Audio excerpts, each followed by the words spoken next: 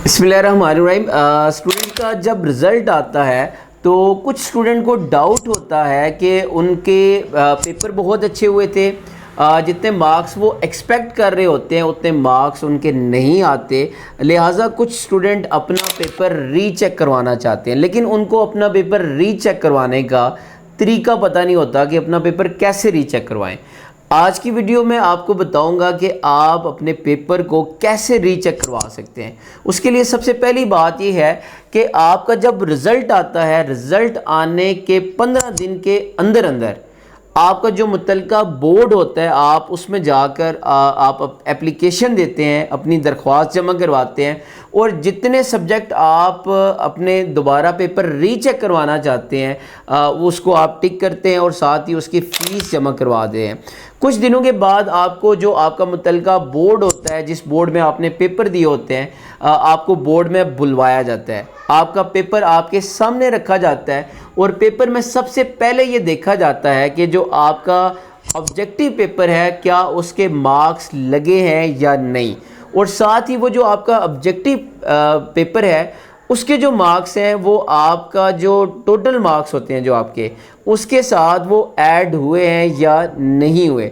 Second number पे देखा जाता है कि आपका कोई पेज वो वहाँ से मिस तो नहीं हो गया, वहाँ से स्किप तो नहीं हो गया, कि आपका जो पेपर है वो उस पेपर के अंदर जितने पेजेस हैं क्या वो पेजेस पूरे हैं या नहीं है। तीसरे नंबर पे ये देखा जाता है कि जो आपका सब्जेक्टिव पेपर है उसमें कोई ऐसा सवाल तो नहीं रह गया कि जिसके वो जो पेपर चेक ना किया हो या जिसके नंबर ना दिए हों। जिस क्वेश्चन के नंबर नहीं दिए गए होते उसके नंबर आपको दे दिए जाते हैं। अगली बात यह है कि आप लेट्स सपोज किसी पेपर के अंदर आपका कोई क्वेश्चन है, उस क्वेश्चन के मार्क्स कम लगे हुए हैं, आपने क्वेश्चन ठीक लिखा था, उसका आंसर भी ठीक लिखा, लेकिन आपके नंबर कम लगे हुए हैं, लेकिन अब वो नंबर चेंज नहीं होंगे, जो कम नंबर हैं वही लगे रहेंगे, नए नंबर नहीं लगेंगे। और लेकिन आपकी जो काउंटिंग होती है वो दोबारा होगी। अगर काउंटिंग के अंदर अगर आपके नंबर कम है और ज़्यादा बनते हैं और काउंटिंग करके आपके नंबर जो बाद वाले होंगे ज़्यादा नंबर वो लगा दिए जाएंगे।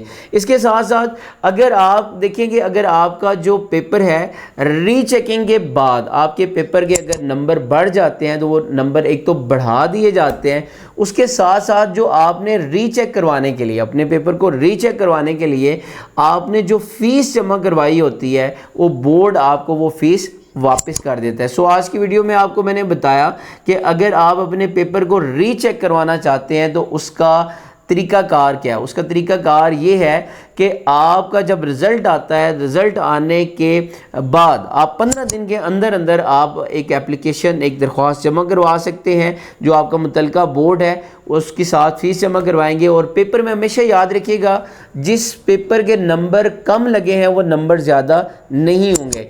साथ ही अगर किसी क्वेश्चन के नंबर नहीं लगे, मतलब मार्क्स आपने लिखा है आंसर, उसके नंबर नहीं दिए गए, वो नंबर आपको दिए जाएंगे। और तीसरी बात यह है कि अगर काउंटिंग में मिस्टेक है और टोटल नंबर आपके जो है उसमें मसला आ रहा है तो वो टोटल नंबर दोबारा काउंट करके आपको नंबर दिए जाएंगे।